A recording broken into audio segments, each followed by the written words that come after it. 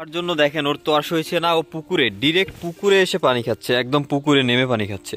ওর জন্য আমি পানি দিয়েছি উপরে, কিন্তু এখান থেকে না খেয়ে উপরে এসে পানি খাচ্ছে। যাই হোক, ওকে উঠাবো এখন, উঠিয়ে উপর থেকে হচ্ছে পানি খাওয়ার ভিডিওটা নেব আপনাদের জন্য।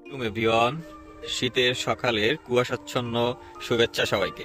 দেখতেই পাচ্ছেন আমার সামনে কে, আমার সামনে আমার চিকু সোনা, যে একটু অসুস্থ ছিল, তাকে গতকাল ডাক্তার দেখিয়ে এনেছি। আজকে সকালে আবার নিয়ে আসলাম পুকুর পাড়ে, আমরা যেখানে প্রতিনিয়তই মুখ ধুই বা ব্রাশ করি সেখানে নিয়ে আসলাম।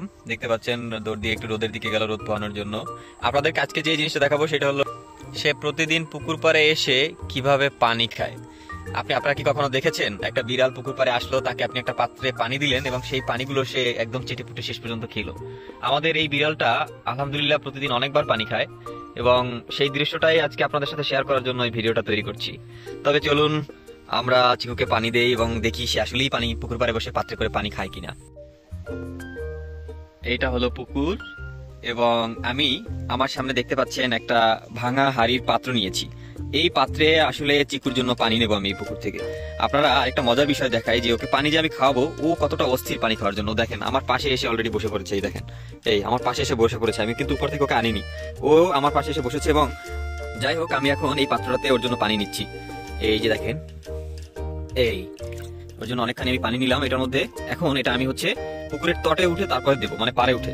কারণ হলো এখানে পুকুর পাড়ে বসে যদি দেই তাহলে আপনাদেরকে ভালোভাবে বিষয়টা দেখাইতে পারবো না যে আসলে পানিগুলো খায় কি খায় না বা শেষ করতে পারি কিনা। দেখেন ওকে আমি উপরে তুললাম, মাশাআল্লাহ পানির কাছে দিলাম এবং পানিগুলো খাচ্ছে। ও কিভাবে খাচ্ছে দেখেন, আমি যদি একটু ক্লোজ করি তাহলে দেখতে পাবেন যে সত্যি ও কতটা সুন্দরভাবে পানি খাচ্ছে।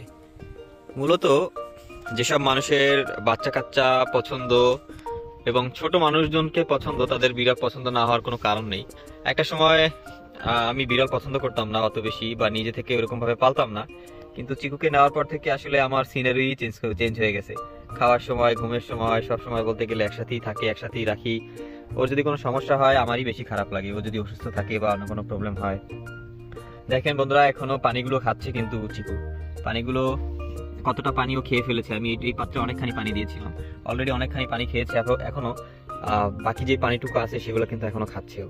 প্রতিদিন আলহামদুলিল্লাহ আমরা যখন সকালে ওকে নিয়ে আসি প্রতিদিন ওকে এইভাবে আমরা পানি দিই এবং ও এই পানিগুলো খেতে থাকে।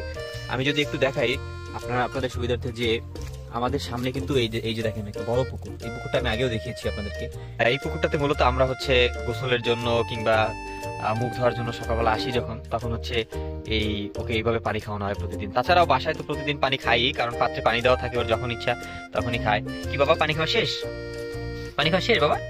চিকু পানি খাওয়া শেষ? সবাইকে হাই বলো, টাটা দাও, বলো সবাইকে টাটা দাও, বলো সবাই আমাদের চ্যানেলটাকে সাবস্ক্রাইব করবেন এবং আমার যত ভিডিও সবগুলোতে লাইক দিবেন, কমেন্ট করবেন এবং শেয়ার করবেন। সবাই ভালো থাকবেন বন্ধুরা, আল্লাহ হাফেজ, আসসালামু আলাইকুম।